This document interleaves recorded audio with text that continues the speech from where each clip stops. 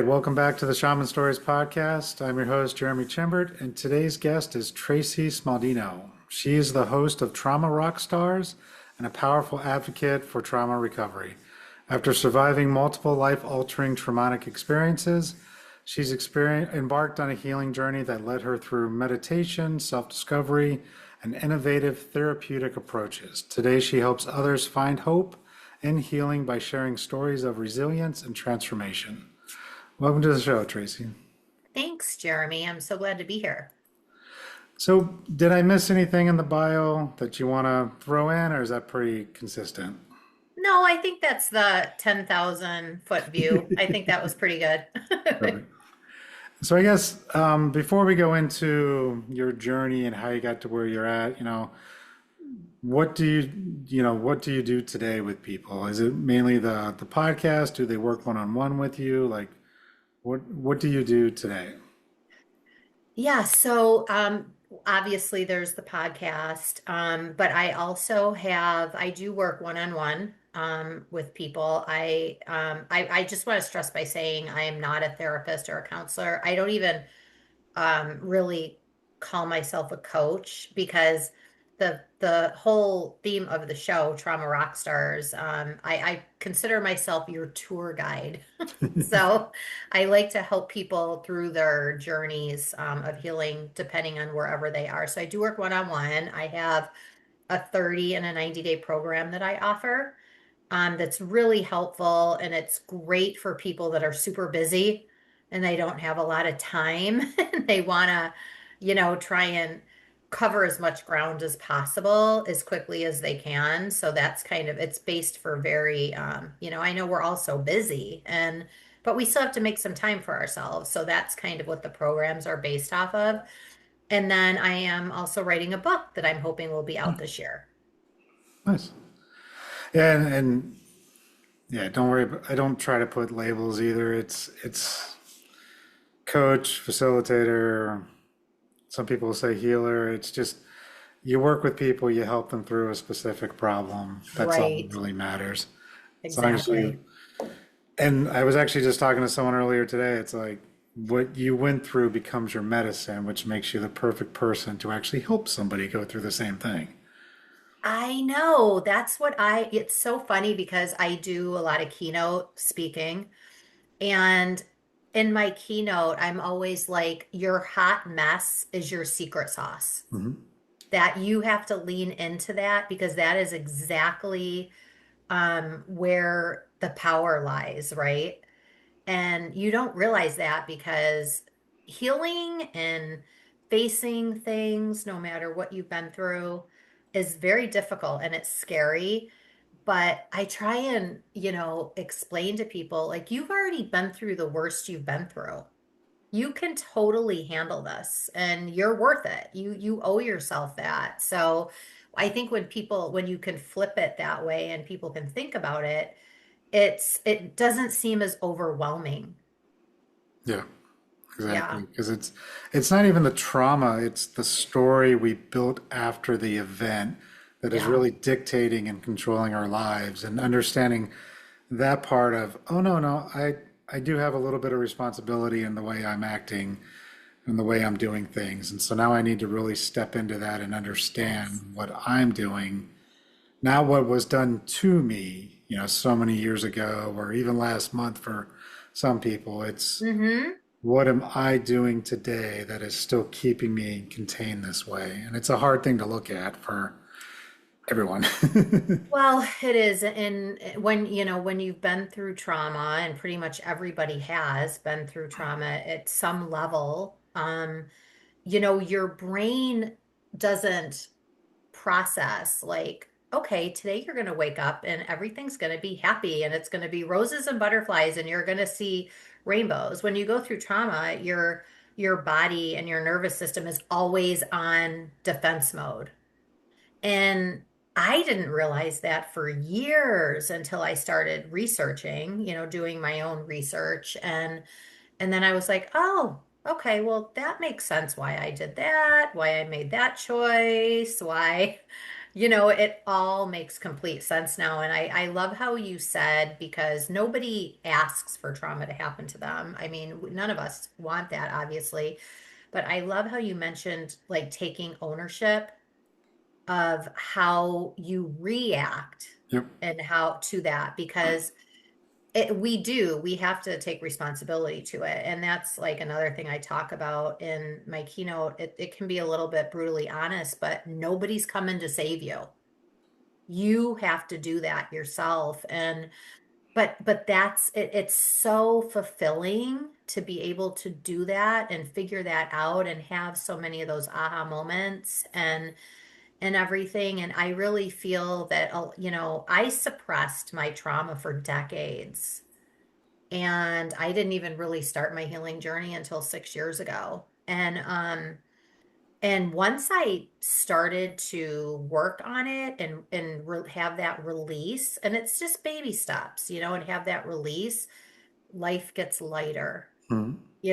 and things start to lift and things aren't weighing you down as much, and you don't feel like you're carrying 10,000 pounds on your back all the time. And it happens pretty quickly. I was shocked at how quickly, and there were times, because we're human, I consider myself very far into my healing journey, but I'm always working on something. Like I always am trying to better myself or learn more or try something different. So I'll always be healing. And there has been times when I felt like I took 10 steps backwards in my journey, but then when I figured out why that was, it was because I hadn't fully absorbed that lesson yet.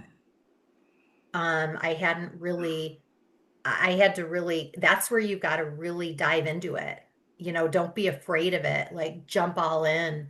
And then when you figure out the lesson and you really get it and you understand it, then you can leapfrog forward. And that's one thing that has been really instrumental for me, because now if I'm having a bad day or I feel like I have a setback or something, I think of it like, oh, no, no, it's not a setback. I just haven't fully learned the lesson yet. So then I take some time to try and figure out what that message is. Yeah. No, it's a good way of putting it. I always say, it's like an onion with the layers too. It's like Hmm. you're chipping away. You're just peeling it back. Now you feel good. You're moving forward.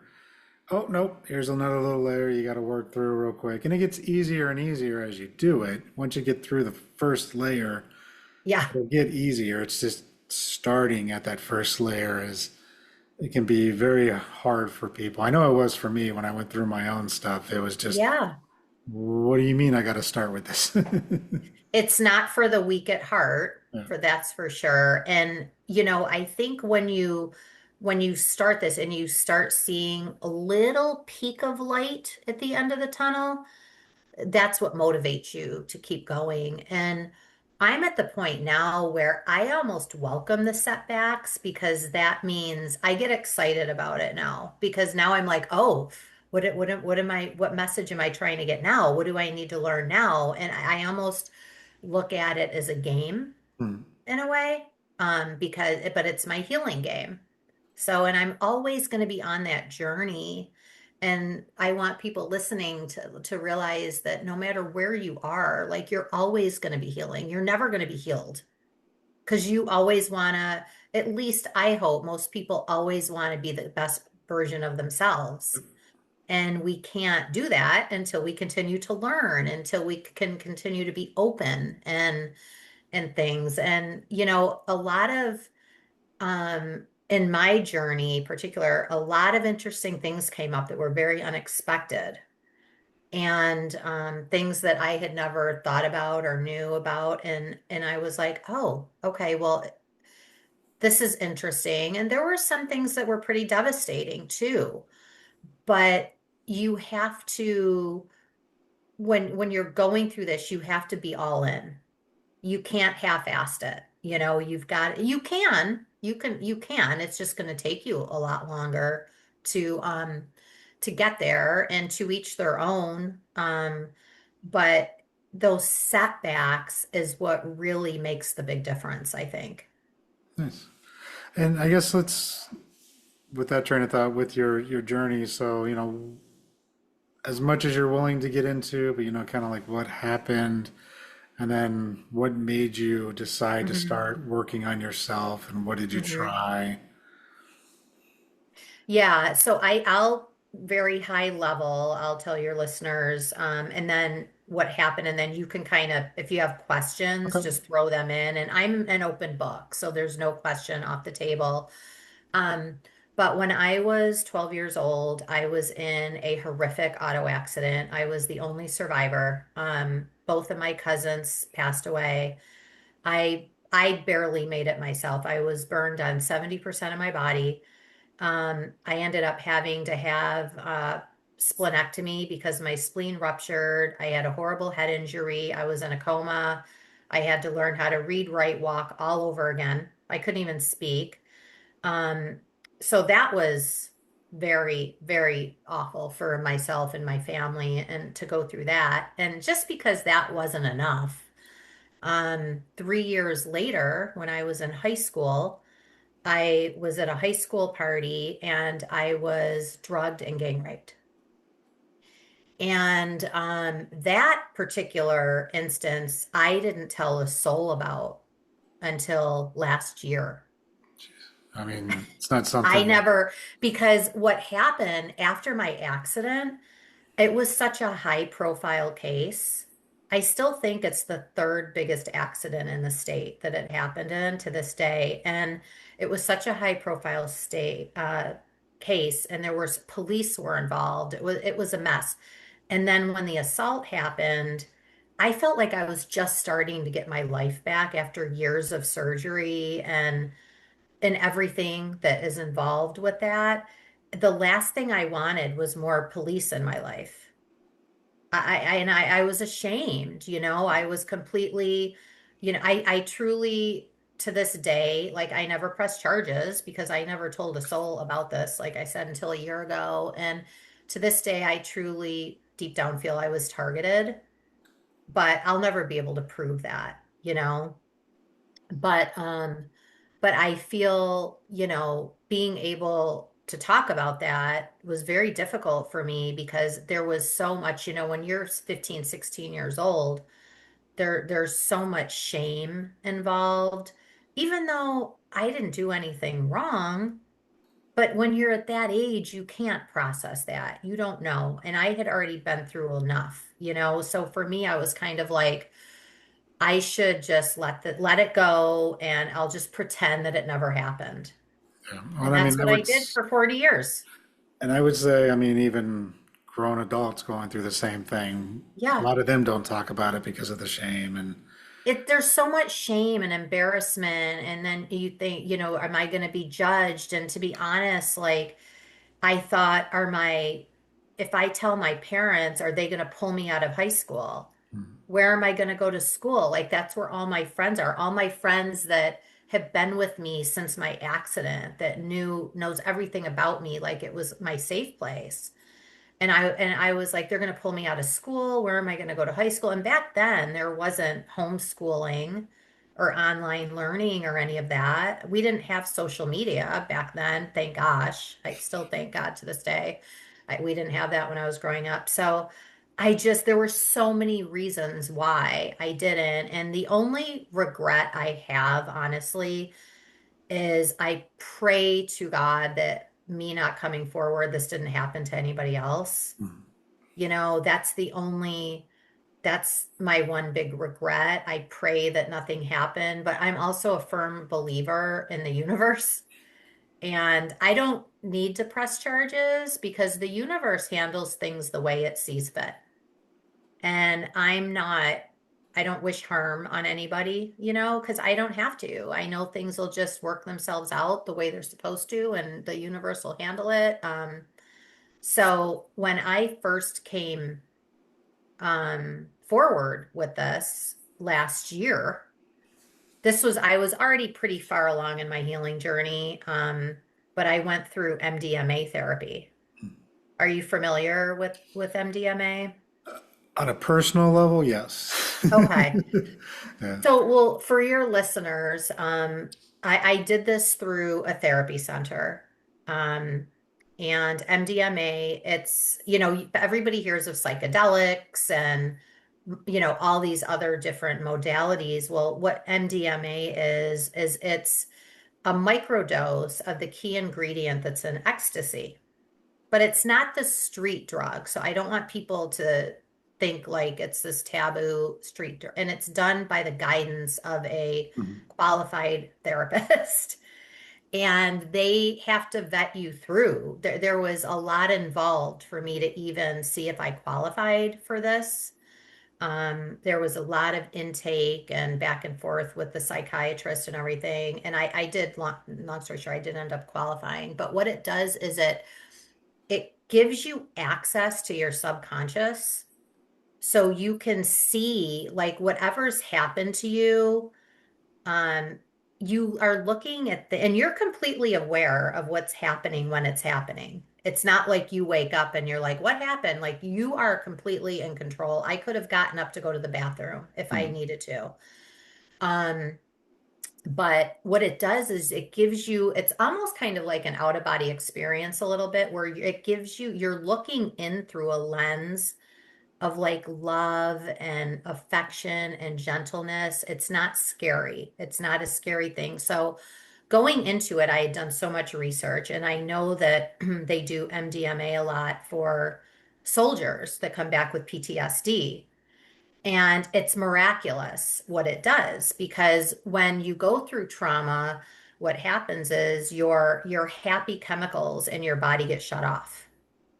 And so what the MDMA did for me, and for a lot of people that go through the treatment, it's like a light switch. It turns it back on. All those endorphins, serotonin, it all gets turned back on in your body, and it doesn't shut off. I mean, I had this a year ago, and it doesn't shut it off. It's like back on for good. And I was really a little bit scared going into it, because when I did have my accident, my head injury was so severe, I don't remember anything.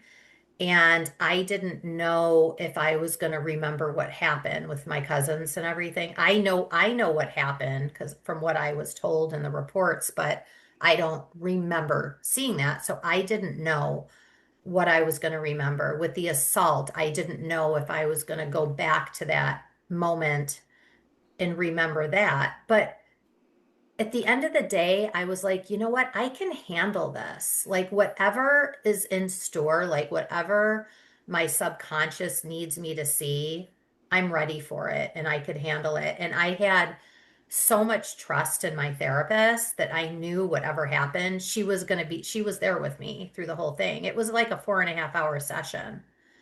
And it was a gift. It was, I'm going to get emotional talking about it because it changed my life. It absolutely changed my life. And I don't think that I would be sitting here able to talk about it like I do if I hadn't gone through that. And it was so miraculous for me that when I got out of it, and I had already been thinking about maybe starting a podcast, Mhm. because in my research over the past couple of years, there's so many modalities out there that people aren't aware of. And I had tried therapy, I had tried counseling, and it just didn't work for me. And not that I think they're bad, it's just, it's different for everybody. And I got to the point where I felt like I was talking in circles. And you go to a therapist, and 2 years later, you're still having the same conversations. And I was like, you know what? I don't need this. Like, I need to understand what's going on in my body. And so for me, that's what MDMA did. It was absolutely like the best gift I could have ever gotten and given to myself. So I was like, okay, now I am starting the podcast because people need to know about this. People need to know about this. People need to know about what else is out there that's available for them that they might not be aware of.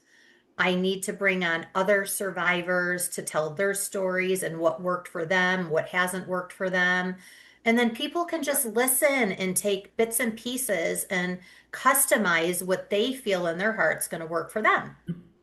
And I'm not saying MDMA is the answer to the world's problems. It might not work for you. A lot of people have a lot of success with mushrooms and other modalities. And I just tried hypnosis a couple of months ago. It was incredible. It was like an incredible experience. And but that was the whole reason. And so go back 25 years, I used to work in the music industry and for a long time, for a very, very long time. So that's where the name Trauma Rockstars comes from, because I worked in the music industry. And I'm like, you know what? If you're just trying to be the best version of yourself, you're a rock star. If you're trying to help yourself, help others, whatever, wherever, you're a rock star. So I'm like, that's the name. That's it. It just makes perfect sense for me. So, so that's kind of how I got to be where I am now. So, And I guess I wanted to follow up on the MDMA part because I've done ecstasy as a kid, back 26 years ago, yeah, it used to college. be legal. Oh, the therapy or ecstasy? Ecstasy itself, it was legal until the mid 80s. Oh, well, I did it over in Europe, so I don't know Yeah. how it was here in the States, but Yeah. and with that, I mean, you get the full body high, everything feels Hmm. great, you're getting touched, you're listening, like the music's all like alive within you, and you're just like totally happy. Right. But with MDMA, when you're going into it as the therapeutic part, what was that like? Was that kind of like watching a scene play out like in a movie, or were you, because you said you kind of disassociated yourself Hmm. from the experience, so is it enough where you could watch yourself getting, gang raped, but not be as emotional about it? Or was it? Yeah. Yeah. There were some very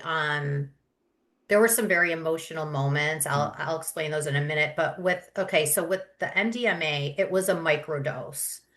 So the dose, and it was so funny because when I went the day of my treatment, I was running late because this was downtown and I had never been to this place before. I couldn't find parking. It was a nightmare. It was a busy Saturday. There was like a farmer's market or something going on, and I could not find parking and I was so late, and I was like, my therapist, her name's Allie. I'm like, Allie, I'm so sorry. I'm here. I just can't find parking. And my boyfriend dropped me off and I was already running behind. I walked in and she's like, here.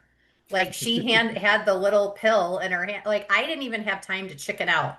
I was like, oh my gosh, thank you. And I took it and I was like, oh crap, wait a minute. So there's no turning back now because so it was almost kind of a blessing that I was running late because I didn't have time to psych myself out of it. But about 45 minutes later, she's like, you're going to start feeling something. And we went into this beautiful, peaceful room and there was beautiful music playing and some soft lighting um, and I had on, she gave me these headphones with just very soothing, kind of almost like meditation music, I guess, but it was so low that she and I could still talk. And I all of a sudden I started feeling something. And I'm like, okay, I think I'm starting to feel it kick in. And then I got a little nervous because it's the unknown, and now that I look at it, I think I was silly for getting nervous over nothing, but it started to peak and I started getting a little nervous. I'm like, oh my God, Ellie, I'm like, I don't know. I'm starting to feel nervous. She goes, let's do our breath work. She goes, this is called the climb. And it's exactly what happens when you start to peak at it. It's a climb. And so we just did some breath work and I was totally relaxed and fine. And, but next thing you know, I'm in this total space. I don't want to say like I was outside of my body looking down on myself. It wasn't like that, but I could see things that were so buried deep down in my subconscious that would just pop out in thoughts. It wasn't like there were purple elephants flying around the room. It's not like that.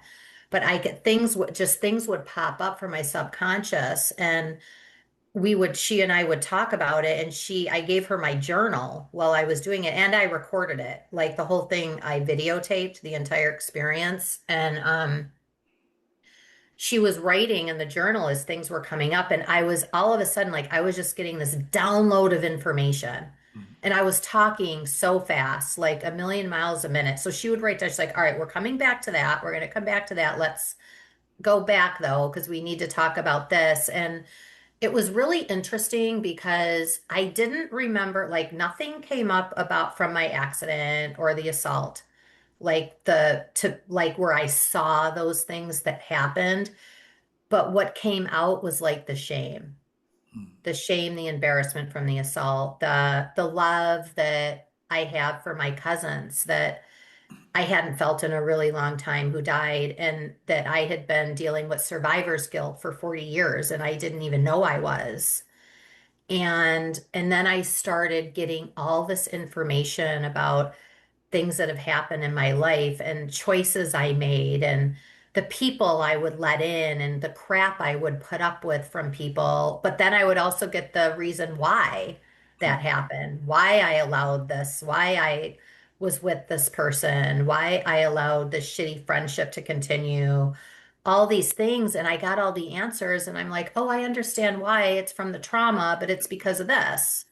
It's because I never felt worthy. I never felt, so once I realized like all of these things, then all of a sudden I started getting really emotional because I was like, you know what? This has taken me decades to realize all this.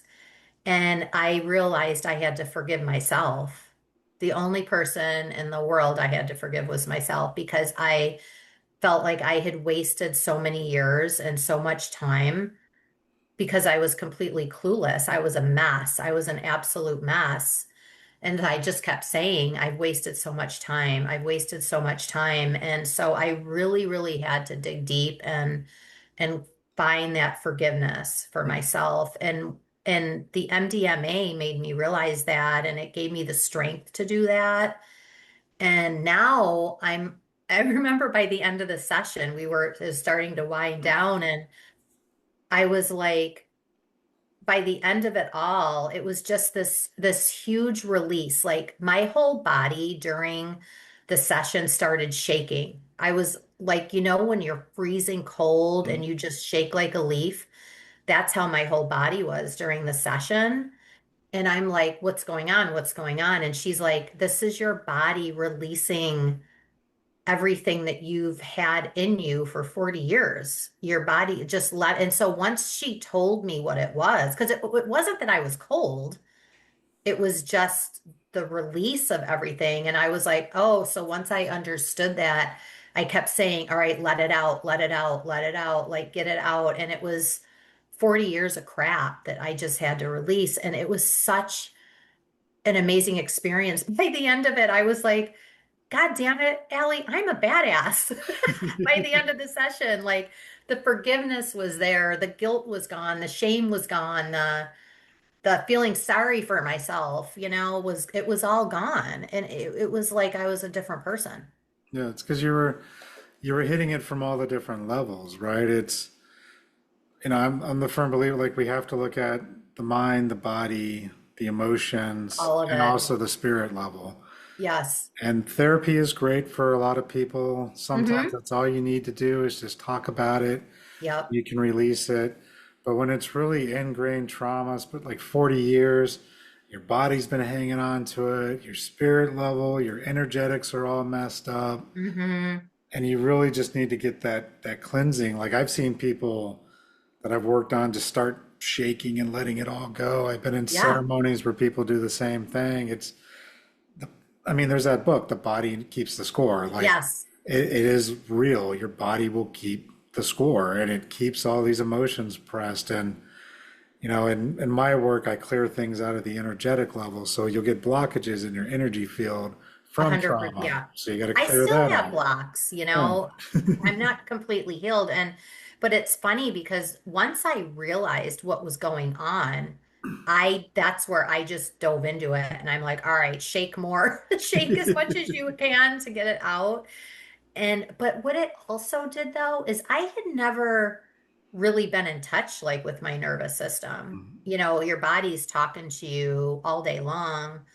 And if you're listening, you can understand it. But I had never been aware of that. I had never understood that. So during the session, I was literally able to identify all these different triggers that my body was like, hello, hello, I'm trying to tell you something here, I was able, so now I understand that.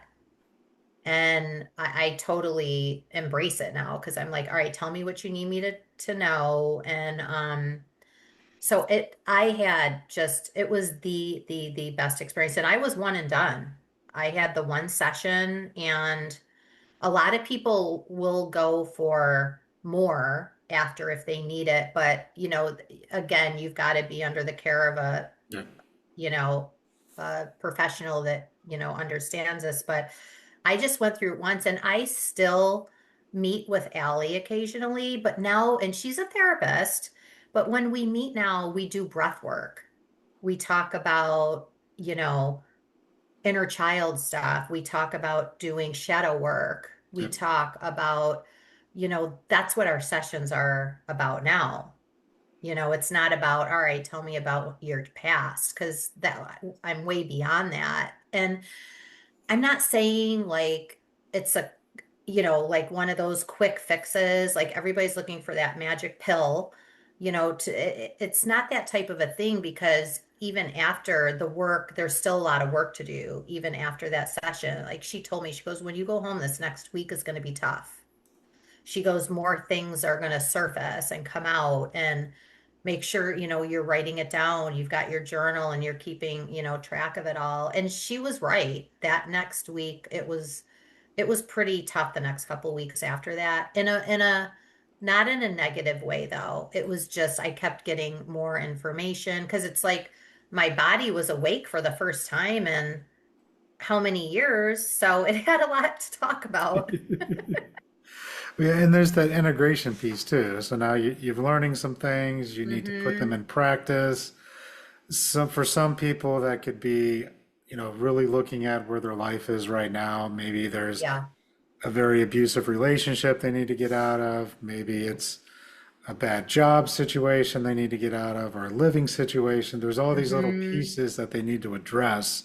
And if you don't address it, you're just going to end up repeating the same thing. So I see it a lot with like ayahuasca ceremonies, mushroom Yeah. ceremonies, where people come out of it, they're on that ceremonial high, and then 3 months later, they're looking to go back to another ceremony because things aren't sticking. It's because they didn't make the changes they saw or Yeah. needed to make. And sometimes they might not understand those changes, but having a good facilitator that you can communicate with, in your case, a Hmm. therapist, of like, hey, okay, now this is done. What's the next step? How do I integrate this? What's the shadow work? How do I Yeah. keep my nervous system still flowing properly? It's all these little Hmm. tweaks you have to do. It's not just a take the pill and now you're magically cured. There is no Right. such thing. There is not. And it's funny because you mentioned, like, I hadn't done any shadow work before this. And so I've done it a lot since then, but I really needed to do that after this because I wanted to reap the most benefits I could from that experience now that I knew what I knew and saw what I saw. So I did a lot of shadow work, and I'm going to tell you, like, even more so than the MDMA or, the psychedelics, shadow work is scary shit. It really is, because you really have to really look within when you do shadow work. And you're going to see things that you don't like. Yep. You're going to see things that you did, that the way you acted, the way decisions you made, um, and really have to identify like the root of where that comes from. And it's so scary, but it's so instrumental because nobody wants to see the yucky side of ourselves, but you have to, because if you want to be fully on a fully authentic path, you've got to do it. You can't skip steps. Yeah. You can't ignore the shadow. You can't only live and the light and love only. You have to understand that there is things you've done, there's things you might still do, there's parts Yeah, of you that are angry, there's parts of you that are mean. And so it's how can you incorporate those parts to make the best version of you? Because sometimes you do need to be angry. hmm, Sometimes you do need to be mean. It doesn't mean you have to go out and kill people, but sometimes you of need to be course. angry or mean. And that's okay because Yeah. you're human. So it's, And that's it. I think that's the part that with me that was I had to go in realizing that I was human and I was doing this because of my trauma, of my trust issues, of, things like that. And, I still talk about, my trust issues. I don't know if I'm ever gonna completely have that back. I don't know. But if I don't, that's okay because I'm aware of it and I can openly talk about that. hmm, But we'll see. We'll see what the great thing is for me to do. Like I said, I just did hypnosis a couple months ago. It was incredible. I went in with a goal and an intention, and I got not that. I got what the universe wanted me to see. It's like, no, no, you aren't telling me what this journey is going to be. I'm going to show you what this journey is going to be.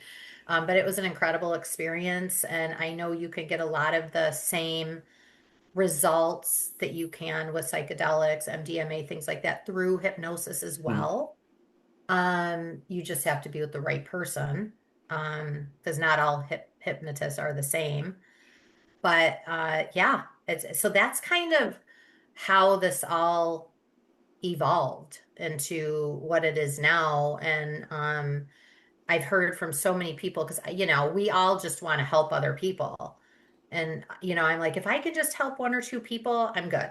But I've heard from so many people that, are like, you're so brave and you've helped me. And the one little teeny thing I said at some random episode, they're like, that helped me so much, that one little thing. And, just to be able to give people those aha moments and stuff is so special to be along with them through their journey. Yeah, I mean, that's really what it comes down to is just putting yourself out there. They can see what you went through, connect with you, hopefully learn from you a little bit, or get the motivation to actually Hmm. start doing it themselves. And like you said, it doesn't have to be MDMA, it doesn't have to be psychedelics. Right. You could start with a therapist. For me personally, journey work really helped a lot. Yep. Then that led me down my path to learn even more stuff. But for me, basic journey work was like, oh, now I'm really seeing some things I need to look at and I didn't know I needed to look at. And it Hmm. was put into different symbolism that made it a little bit easier for me to look at and address versus, looking in a mirror and going, oh no, you're doing this type of thing. So there's so many paths out there, so many modalities, so many ways of addressing the same problem in a way that can be soft going, or I'm going to take a weekend retreat and do ayahuasca and hope. Which a hope lot of it- people do. And I just tell people just make sure you're with someone trusted Yep. that can get you through it safely. Tell me a little bit about your journey work, because that's something that's kind of new to me. So with journey work, there's core. I'll go into core journey work because that's a little bit easier. I train with a Cuero shaman down in Peru. Hmm. It's pretty much the same thing, but it's a little bit different with the layers and everything. So core shamanism, basically there was a guy named Michael Harner who went around in the 80s. He was an anthropologist and he looked at all these indigenous tribes that Hmm. all had similar cultures dealing with what he labeled shamanism. He took the word Hmm. shaman from the Siberian tribe and made a book called The Way of the Shaman. And from that, he talked about the different practices all these cultures have without ever meeting each other. And so journey work is basically using a rattle, using a drum. There's some cultures that dance, but the standard practice really is just a drum, just a steady Hmm. drum beat. Hmm. And you close your eyes and you just kind of imagine yourself going down different paths, but you'll kind of go to a tree of life. And at the tree of life, you'll find a tunnel and you'll work your way down deep into the earth till you're in the lower world. The Okay. lower world is where you get a lot of healing from. You'll meet a power animal, you'll meet your spirit guides. It's very hunter-gathererish. There's no metal, there's no technology. It's very nature. Mm-hmm. And you can ask, you're like, hey, I want to work on this, or show me something that I can use for this illness that I have. Mm-hmm. And my guides will literally show me sometimes like a flower or a stone, and I don't know anything about this. So now I'm coming out of my journey and I'm Googling images, and I find the image, and then I find the name of the plant, and I look up what the spiritual meaning is or the medical meaning is. It's exactly Mm. what I need. It'll be something that I can turn into a tea or something like Mm-hmm. that that you can just use. Right. I've done, sometimes you'll Is go down and, oh, good. is this like a guided meditation with the shaman? It can be. You can start out, the first time you do it, I would suggest you have a guided one. Mm-hmm. After that, you do it on your own. Okay. This is something everybody can do at any given time of their life. Getting taught how to get down the first time or to go up to the upper world the first time is beneficial, and that's what I did. I took some classes just for that. Interesting. But then you just kind of put on a drum track and you set your intention. Now, like I want to go and work on my anxiety, for example. Mm-hmm. You'll go down to the lower world, you'll meet your guides, and they'll have you do something to help you work on your anxiety. It might literally be being buried alive and being taken apart and then put back together again. It could be, again, getting shown something you can use, like a plant or a flower or a crystal. You can turn into animals. A lot of it's imagination at the same time, but I would say 90% of it's imagination. It's the way for spirit and your guides to put the images in your mind in a way that you understand what you're looking at.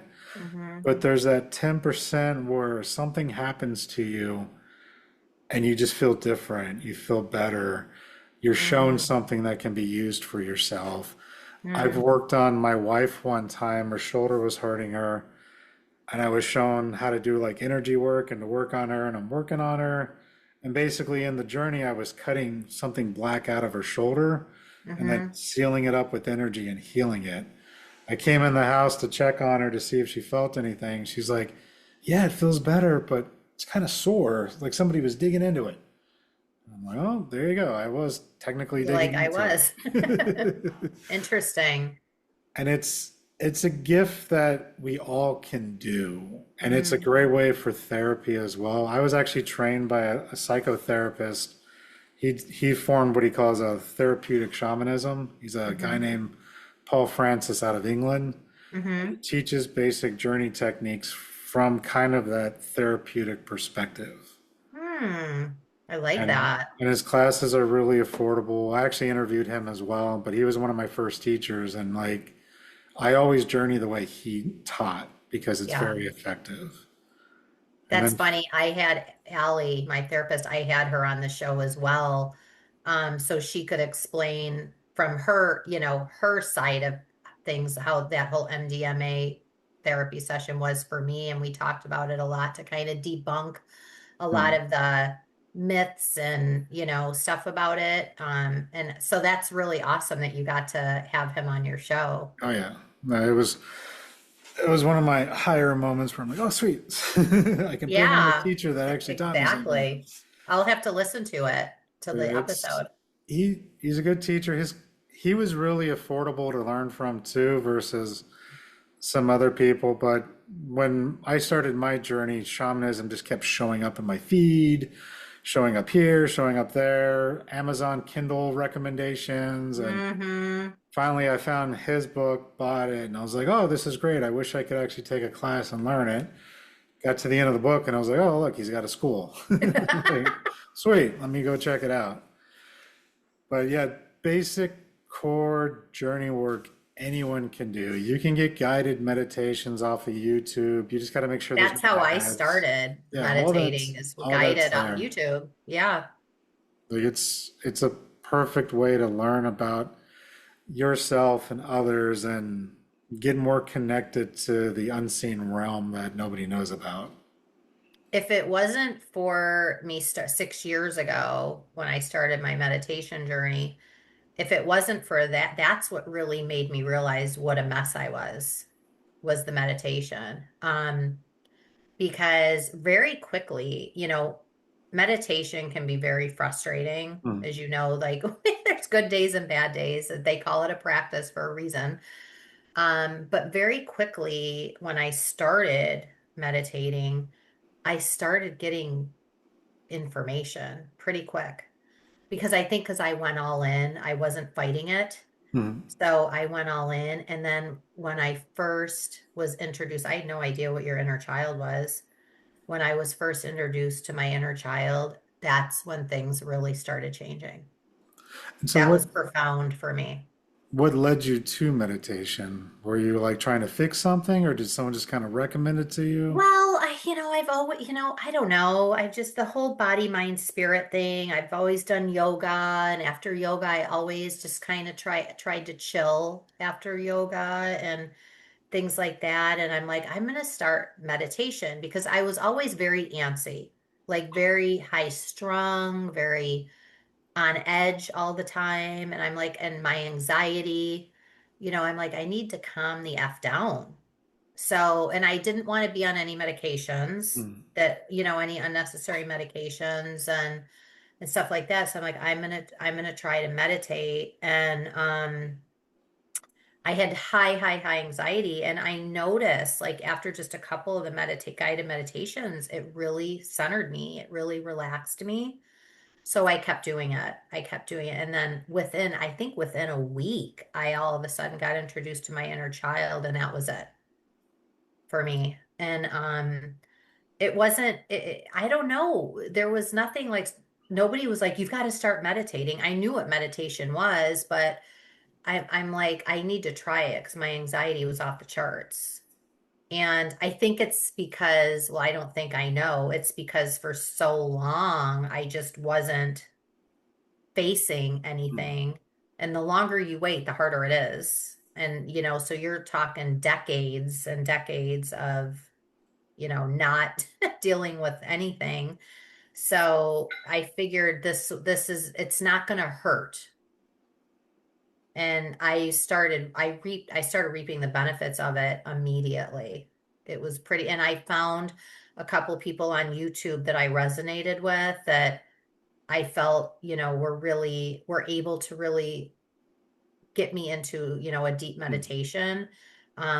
So the guided meditations were very, very profound for me. Now sometimes I still do guided once in a while, but I don't really need guided now. I've been doing it for so many years, but sometimes you just need guided Yeah. too. So I still will, maybe just to have a different experience than I would by myself. But yeah, that's kind of how I started. And that was 6 years ago. And that's what really completely changed my life. Yeah, because that's what I was curious about too. Was there a breaking point where you're like, oh, I need to get help. I need to look at this, or did it just kind of happen? Which is kind of what it sounds like, which makes sense because you were blocking it for so long. You were just, you know, Yeah. shoving it in a Yeah. box and hiding it in the closet type of thing. Well, and what happened was the pandemic is what Hmm. happened. And when the Oh yeah, that pandemic was happened, 6 years. I yeah, forget. I was in I wouldn't say a toxic relationship, but I was in a relationship that was not satisfying. And like, I knew that this wasn't right. And I'm like, why do I keep having these relationships that I know aren't good for me? They're not aligned with how I see my goals. And I'm not saying these are bad people or anything, but they weren't aligned at all with me, with where I saw my future. And so then when the pandemic hit, it was like a wake up call, like, oh yeah, I need to get out of this relationship. Like you hear so many people, the pandemic caused a lot of breakups. Um, And I'm like, I need to get out of this relationship, but I need to figure out why, I keep attracting a certain type of person into my life. Well, it's because everything's a mirror. Yep. Well, I didn't know that. I didn't know about any of this stuff. So I needed to really figure out, like, I'm the problem here because I keep letting these people into my life, and I know I would be better off alone than to have somebody that's not aligned with me. And then I started learning about the mirror work and how everything's a reflection of what's going on internally, and things like that. And I'm like, oh, okay, it all makes sense. It all makes complete sense. And then I realized I was way, way, way more of a mess than I even realized. And I was like, okay, I need to seriously work on this. Like, this is bad. I can't keep going on. I have the whole second half of my life now. I don't want a repeat of what the first half of my life was like. Um, so that was kind of what forced me into meditation, was because I wanted out of that relationship. But I needed to know the tools of why I was in that relationship in the first place.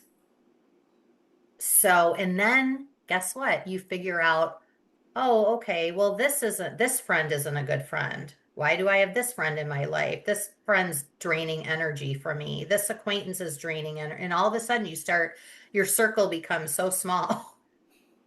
Because you start realizing we all put up with crap from people. We all do, whether it's work, home, friends, acquaintances, we all do, but we need to look at why. Why are we doing that, and stuff. So, and that's where you just have to do a lot of deep work. Yeah, it's that why is hard for a lot of people. It's, what are you getting out of being this way? Is it Hmm.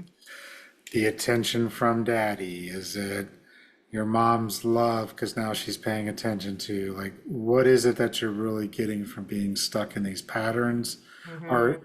any other relationship type of thing too? It's, you know, maybe you feel you're not worthy of having true love because you just want any attention because you didn't get anything as a child, and you'll take what you Hmm. can get Hmm. because you were always deemed unworthy. They're hard questions to look at, and to do it takes great strength, and to move through it is even more strength. I mean, it is like a 90, I wouldn't say 90, but I don't know, we'll say 60% of the population will probably never truly look deeply inward, at least at this moment, day and age. I'm hoping that number is a little bit lower, but I'm I just know. throwing out a It number right now. it's so funny because now that I'm where I'm at on my path, I can spot a person a mile away and be like, oh, they've done no work. They've done zero work. I can see it in people. Like, you could be sitting across the room from me. I don't even know who you are. And I'm like, they've done zero work. And it's sad, and I'm not saying that in a judgment way. It's like you can just tell, when people haven't. And what if to really blow people's minds that are listening who may not have heard this before, another thing that I'm really learning about is that generational trauma. Mm. And I just recently learned about something about myself that somebody had said that was brought to you from when I was literally in my mother's womb, and that generational trauma that our parents and grandparents unintentionally want to pass down to you, but they don't have the tools to deal with everything. And even people they're saying you can even bring trauma in from other lives, from past lives that you had that you don't even realize. Yep. There's so many different layers depending on how deep you want to go and what you believe in. Because I'm very open, so I believe anything's possible. I don't say, oh, there isn't reincarnation and things like that. I'm not going to question that, because how do I know for sure? I believe anything is possible. So when you hear about these things, it's like, oh my gosh, well that makes total sense. Yeah, that's part of the work that I deal with too, is like you'll have the generational trauma get passed down the line, and once you clear it and you're within yourself, you're now helping those ancestors and you're stopping it from going forward to the rest of your Hmm. family. And so in my lineage, they say, when you work on yourself, you're helping seven generations behind, seven generations ahead. That's Oh, really what that wow. means. I've never been told that. That's Yeah, so it's amazing. you're working on yourself. You're releasing those burdens your ancestors gave to you. Like I do, that can be done in a journey too. You can go down and meet your ancestor and give back the burden that you're hanging on to, and you both let it go into the earth and it just goes away. With soul loss, so when we have trauma in previous lives or even this life, sometimes a part of our soul will break off and hide to Hmm. protect itself. In therapy, we call this internal family systems, where Hmm. that small child part breaks off to protect itself. Well, that happens at a soul level too. And so in a past life, something could have happened to you, that soul part broke off to hide. You made a contract or a story based upon that event. It never got resolved. That part never came back.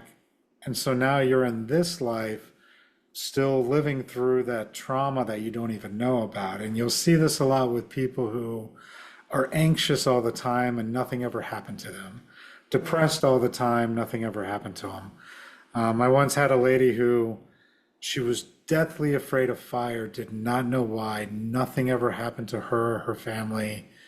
But every time, even when someone lit like a lighter, she would freak out. Like The she would just get real trigger. anxious and triggered. Yeah. Hmm. And did a soul retrieval on her. Turned out she was burned at the stake. I was going to say, I know exactly what you're going to say. She was probably a witch, or they thought she was Yeah. a witch in a past life or something, and she was burned at the stake. And I had a guy who he only had certain allergies in one area of Germany where he lived or where his family was. When he left that area, he was perfectly fine. And you would think, okay, well, it's just a certain type of hay, this and that. And that just happens, right? Well, it turned out when we did a soul retrieval on him, he was living in that area like a couple hundred years ago, was putting his cow away in the barn. The horse freaked out, something happened, and it was like, all the hay fell down on top of him, and then the barn caught on fire. So his soul was remembering dying, smelling that hay. And so every Mm. time he was in that area, it would just trigger him and kick off. We brought the soul part back, and his symptoms like drastically, went down. So instead of being at like 100, he was at 25. Wow. And so, That's amazing. And that came through his journey work? well, I did the journey for him for Oh, that yeah. soul part. But yeah, but Wow, that's incredible. like the stuff is real. It's just it becomes one of those things where the more you do it, you just accept it. You just Hmm. move on from it. But when I do soul retrievals on people, I also bring back a gift for their soul. And it doesn't necessarily mean it needs to be their job. It's just something that'll make them happy. Hmm. And I've brought back like all sorts of random things that mean nothing to me, but when I tell them what I saw, they're like, oh yeah, when I was 5, I used to tap dance, or I used to play the violin, or I used to do this. And it's like, well, you need to do it again. Like, don't make a That's career, amazing. just go do it. Yeah, that's incredible. I love that. And so that's part of that. It's so many layers, but yeah, you're right. Hmm. It can be overwhelming too. So it's just start with this life and now, work on what you can work on. Yeah. And then when there's something that just doesn't feel like, no matter what you're doing, it doesn't seem to work, that's usually when people come find me or somebody like me, because then it's like, well, let's go back further. Hmm. It's these things happen. Contracts for vow of poverty. Sometimes they don't break those contracts after they die, and they wonder why they can't have any money in this life. Yeah. Curses, hexes, spells, all those things exist. It's funny because I feel, and I don't mean this like, but it's almost addictive Hmm. to learn these layers of yourself, and even going as far back as you can, when I went into my hypnosis session, I went in with the intention of doing a past life regression. That's not what happened. I still have yet, because the universe and my one guide had something else in store for me. But I still need to do that journey. It's Mm. important to me. I want to do that. But I went in wanting to do that, and it's incredible because, now that I've seen what I've seen and I know what's possible, I'm like, all right, what's next? Like, that's why when you're like, I did mine through journey work, I'm like, what is that? I'm like, tell me more. I'm Yeah. taking notes, because And I love it. It's just so, it's not just a therapeutic aspect of it, but it's like I said, it's like a therapy game for me mhm. now. I want to get as deep as I can, and I want to try and get all as many layers as I can, in this life. So for whatever's in store for me next, it'll be easier for me.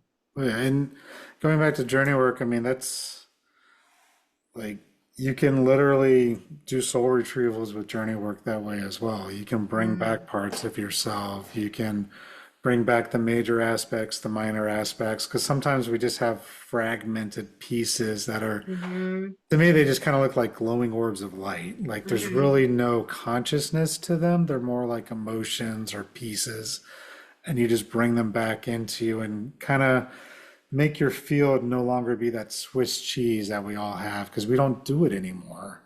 Yeah. That's, it used to be like a lot of these indigenous tribes, the baby would be born and the medicine man, woman, shaman, whichever label you want to use, would do a soul retrieval on the baby right after it's born so that it's complete from its past life. Oh, And wow. That's we don't amazing. we don't do that. Like we haven't done that for some of us haven't had a soul retrieval in 1,000 years. And we've been living and living and living. And so we have all these parts of ourselves that are missing. And, you know, therapy is coming into line with that, with the parts work. But I don't know if a lot of them realize it goes back further, but it's a good Yeah. start, right? I'm not knocking it at any time. When I read the book, No Bad Parts, I was like, this is soul retrieval work. Mm-hmm. But this is perfect. It's getting people used to that idea of, maybe I don't say it's a soul because it's against your religion. It's like, oh, we're just going to bring back a part of yourself. Mm-hmm. Let's not worry about where it's from then. Well, you can't unsee it though. Yeah.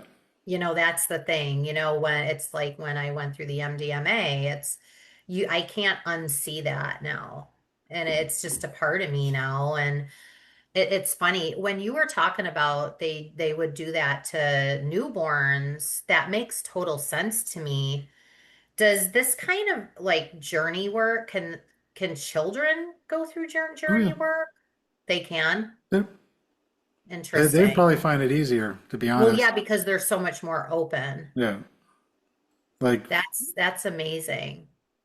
I think it was Rudolf Steiner. He said like from 0 to 7, they're still very connected with the spirit world. Hmm. Once they turn 8, they start losing that connection. But we've made it worse where Yeah. we just tell them that they're seeing things and that it's not true. And it's like, no, they're probably seeing some stuff that needs to be looked at.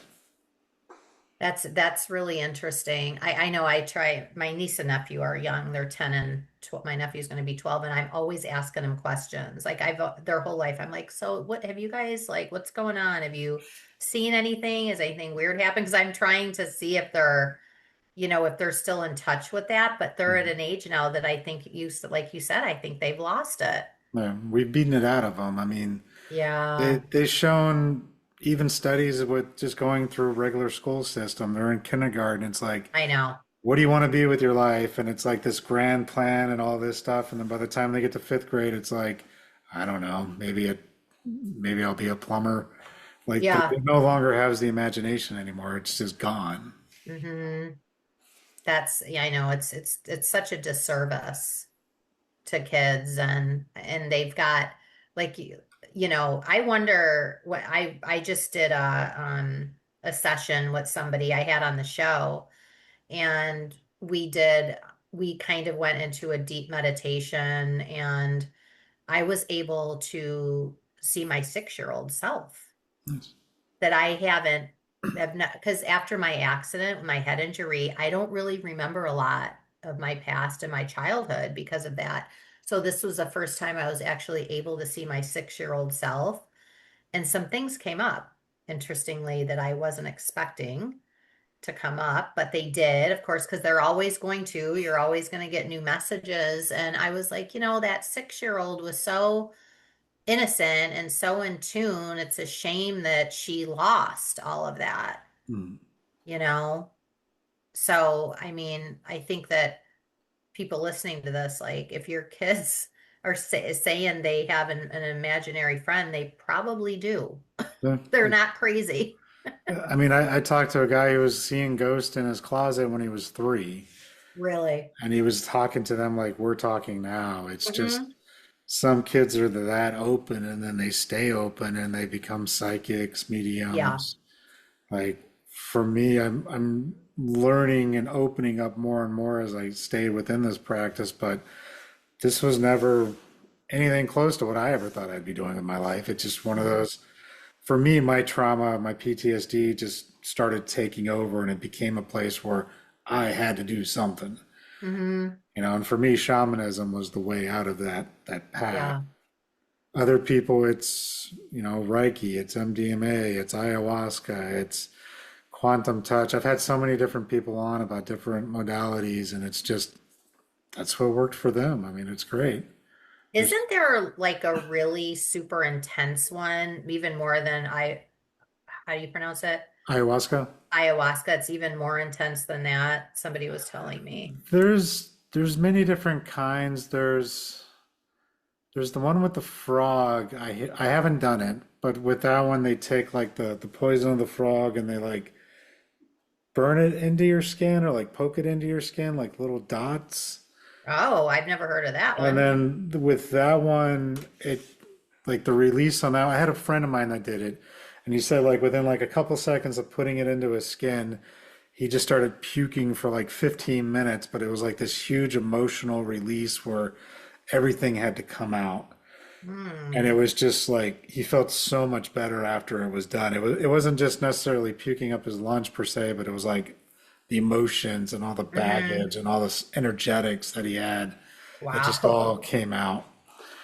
I personally have only done ayahuasca and mushrooms. Some people have Hmm. done peyote. Um, there's so many different ones out there now. There's the I one know that, I know a lot of people that go to Mexico, or yeah. like you said, you did training in Peru. A lot of people go to places like that for these type of ceremonies. You can find them here in the States though too. You just got to Yeah. know the right person, and Mm. it's not legal. And I mean, here, not here in Washington, but in Oregon, like Portland and stuff, you can go down there and actually do a psilocybin therapeutic thing, kind of like what you did with the MDMA, where Hmm. you actually will take psilocybin with a trained therapist, and they'll walk you through all the Right. stuff as you're doing it. The person I go to is here locally in Washington. She actually goes down to Peru and train with the Shabibu tribe, and she works closely with them, and then comes back up here and actually facilitates. They're working on making themselves a church and be 100% legal. I think they just did the paperwork, but I haven't talked to her in a little bit. But it's becoming more common. I know there's a church in Seattle that does ayahuasca ceremonies too, but it's making sure your facilitator is properly trained, Yes. understands, knows how to work with the plant, the energies Yes. that might come up. It's no different than going to a therapist. You want to make sure you have someone who's trained and qualified, because anyone can facilitate, but there's really only the right people that can truly do it. And so you really want to check credentials. Even those retreats in Costa Rica and Mexico, Yeah. where it's like 40, 50 people in a room with the resort pool and all this other stuff. that's not a true Right. ceremony. There's somebody here where I live that isn't a therapist or even trained really that offers ketamine Hmm. to people. And it makes me cringe because I'm like, she has no credential or I mean, maybe she's got a lot of experience with it herself, but that would be like me offering MDMA to somebody. Just because I did it doesn't mean I'm qualified to Yeah. guide somebody through that journey. And so you need to be really, you have to do a lot of research. Oh I yeah. was lucky enough to find this place by me. I would have traveled though. It wouldn't, because when I first learned about MDMA and I did research, I went down a rabbit hole and just something in me and every like morsel of my soul knew that this is what I needed to do. You just you know. Yeah. And I just knew. So I just did so much research and for me it just felt right. But I was lucky enough to find a place by me, and it's a religious same thing that they do it. But I would have traveled across maybe to even another country if I had Oh yeah. to do it. But I did months and months and months of research before, I did it. Because you've got to be careful. And again, it's kind of like the therapeutic get rich quick scheme. There is none. There is none because the work really was after Yep. the experience, and it still is to this day. Yeah, and I mean, even down in Peru, I mean, there are, lack of a better word, charlatans who are pretending to be, true facilitators or shamans Mhm. who, they call them curanderos down there, and they don't have any real training. They don't know Yeah. what they're doing. They're mixing the Oh, that makes me plants so wrong. nervous. I mean, Yeah. there's people who have been raped during a ceremony. That's Like, what I mean. You can be yeah. re-traumatized. I know. I hear horror stories. And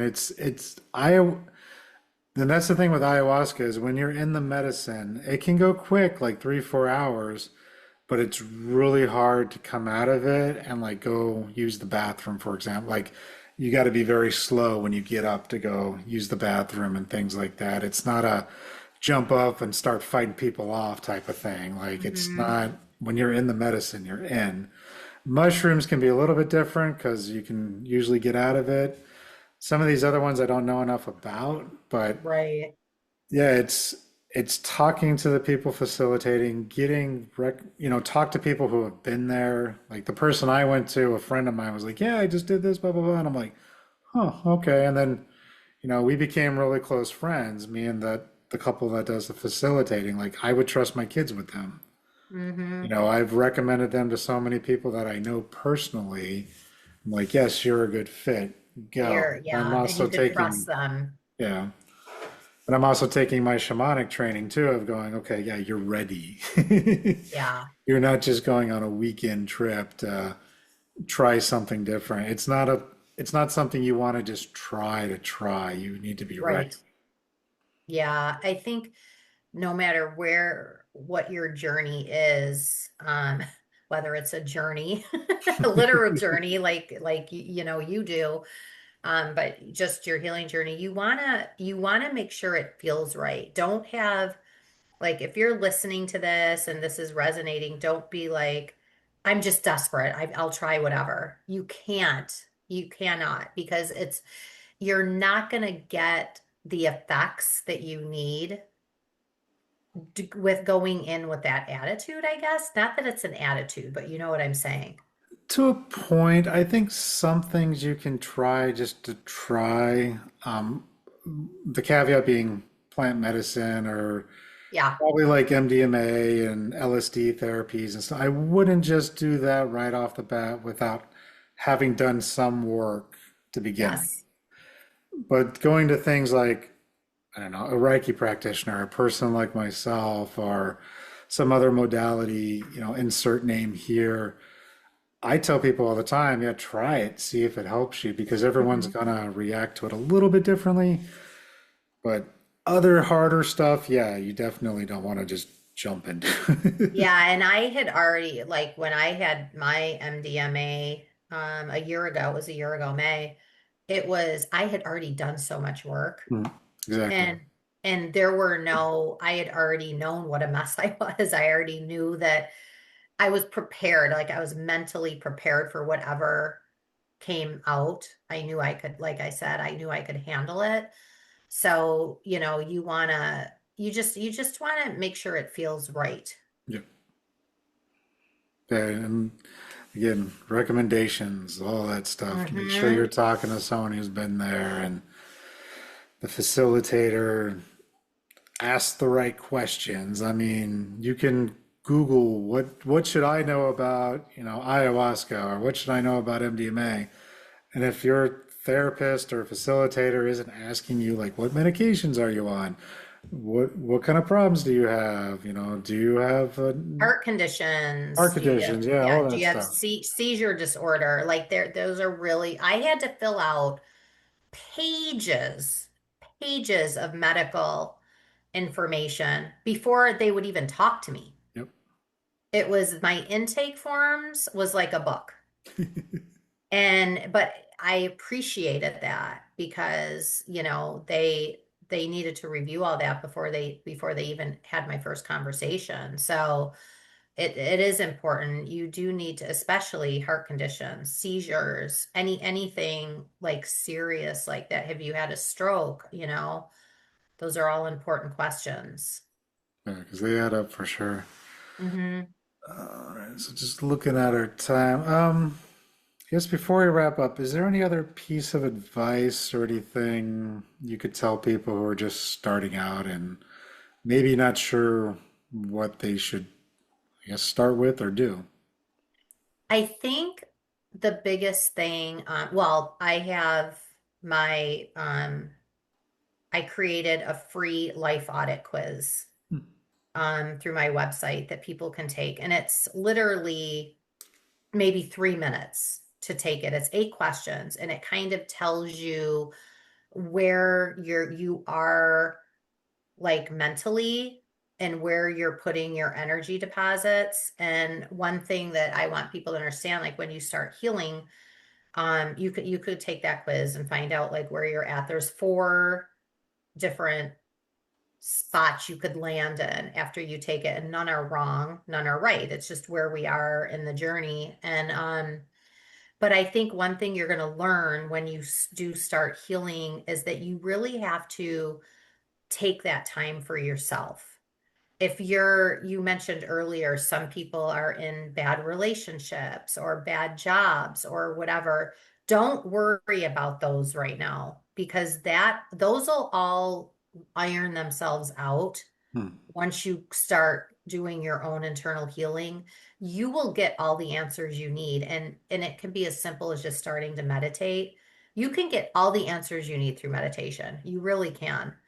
um I'm the type of person, I need a little bit more of a push, but everybody's different, but it can be that simple, and it's just baby steps because a lot of like I had so much complex trauma that my change, it was massive.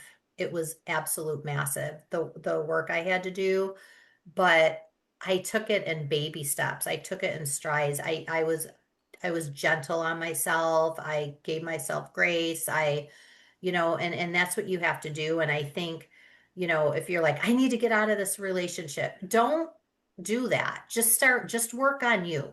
Put Hmm. you first. And if you have a busy family and you've got kids, if you take just a little time for yourself, even 5, 10 minutes. I mean, there's times I'm so busy now because with everything and the keynote, like I'll have to meditate in the shower sometimes. That's the only time I could find in the morning to do it.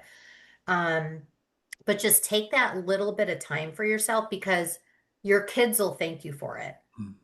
You want to be the best version of yourself. And if your life is chaotic, which everybody's lives are so busy, you can't afford not to do it. It's like kicking the can down the street. The longer you wait, the harder it's truly the harder it gets and the more overwhelming it gets. So just start taking little baby steps, and it could be as simple as starting to write in a journal, or doing even a 5 minute guided meditation. Just start with 5 minutes. If you can't find 5 minutes for yourself, like there's some other things that we need to talk about, because there's nobody more important in this world than you. And so I think, and once you start, you'll start getting answers that you need, and you'll start to feel some lightness, and things like that will start. It just takes baby steps, but it happens pretty quickly, like the change, it really does. And I think a lot of people don't start because of fear. Like everything's fear driven, but it's more scary for me. It would have been more scary to stay where I was than to go through that, because what has happened now is it's created this whole new world for me. Like there's people in my life that just kind of fell off naturally when I started healing. That's going to happen because you're not aligned anymore. But it opens up for all these new amazing people to come in. Like you have to find your people, and your people will find you once you start doing healing. You'll find them, and it creates this whole new possibility that you never even knew existed, that's in the world. So, and I want people to look at it that way and look at it as something to look forward to. It's nice. I like that. Yeah, yeah. Why don't you let people know where they can find you? And I'll make sure your Every, links are in the show notes too. yeah, thanks. Thanks so much. Everything's Trauma Rockstars. All right. So we're on all platforms, Trauma Rockstars, website, all socials, or you can email me at podcast@traumarockstars.com, and I will actually answer you. It won't be AI or a different person. I have a lot of people that message me through socials or email me, or message me just on the show notes, and I actually respond. So, and I love hearing from people. Um, actually, there was a question. This guy messaged me yesterday and asked me a question, and I messaged him back and gave him the answer, and he messaged me back, "F you." And I was like, "Oh, okay. Well, I hope you have a nice day too." You know, it was just like, all right, so I, Didn't like the answer, or I don't know. I don't know. Just whatever. He was just having a bad day. Like I'll get those too, but a lot of people message me, and I love to hear from people, because some people are like, I'm so struggling. I don't know what to do. I've got this going on or this going on. And I'll be like, oh my gosh, I can put you in touch with somebody that might be able to help you too, because I've had so many amazing, not just trauma survivors, but I've had psychotherapists, I've had MDs, I've had so many, as I'm sure you have too, on your show, that we can probably refer you oh to yeah, somebody that could help you, or maybe you need a coach that my one-on-one isn't going to work for you, but I know somebody that I think you would align well with. So I've referred a lot of people to other people as well that I believe in their work. So, or just tell me if what's working for you. Like I want to hear from people, or what isn't working. Like there's nothing off the table. You can talk to me about anything. yes. Yeah. So hopefully people reach out. Like I said, I'll have all the links in the show notes and stuff too, and then they reach out, check out your show as well, and Hmm. just keep it going. Yeah, no, I appreciate it. And, we're just here to try and bring some light into people's life and help them along with their journey. And I just want to be like your big sister that helps you, that's there with you, holding your hand through it. If you need that, I'm here. So Nice. Well, thanks for coming on today. I appreciate it. thanks so much for having me. This was awesome. Thank you for tuning in. Be sure to like, share, and subscribe. And if something our guests shared resonated with you, connect out to them. That's what these stories are here for. And if you're looking for deeper healing or support, you can always find me at pnwshamanichealing.com. See you in the next episode.